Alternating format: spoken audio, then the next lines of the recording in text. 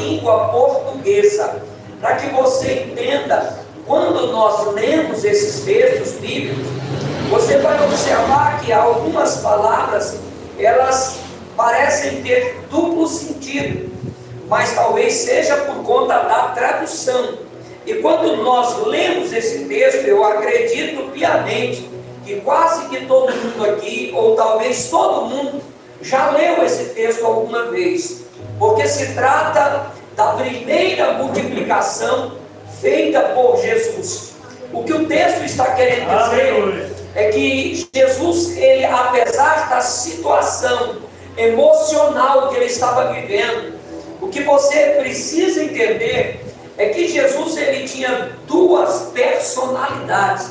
Por que duas? A primeira era celestial, a segunda era terrena. Então, ao mesmo tempo que ele era um homem do céu, ele também era um homem da terra.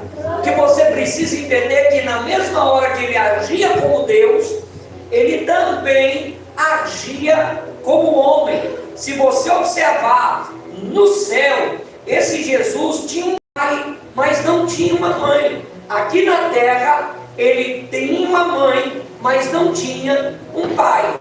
Se você observar no céu, ele é o pão vivo que desce do céu, mas na terra ele teve fome. Se você observar na Bíblia, você vai ver que Jesus aqui na terra teve sede, mas no céu ele é o rio de água viva que Se você observar aqui na terra, Jesus sentiu dor, mas no céu ele é a cura. Se você observar aqui na terra, Jesus morreu, mas no céu ele é a ressurreição e a vida. Entendeu o que eu estou querendo me passar?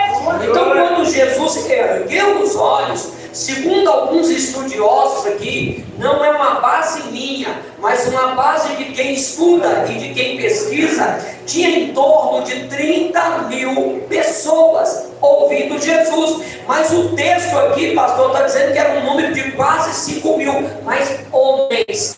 Aí você vai analisar que homens ali tinha esposa, filhos, pai, mãe e parentes que os acompanhavam. E você vai observar que quando Jesus ergueu os olhos, ele observou que uma grande multidão vinha ter com ele. E essa viagem já tinha muitas semanas. O povo vinha ter com ele por terra e por mar. Mas quando ele então observou, Marcos vai dizer que os seus discípulos estavam num pleno ativismo, ao ponto de nem parar para comer, não paravam para almoçar. E o que o senhor está querendo dizer com isso, pastor? O que eu estou querendo dizer é que a humanidade em si, parece que ela não conhece o Deus que serve, porque nós vivemos angustiado com o dia de amanhã. E o que a Bíblia diz? O amanhã a Deus pertence. Por que ele disse, olha, nem Salomão vestiu como os lírios do campo, e ninguém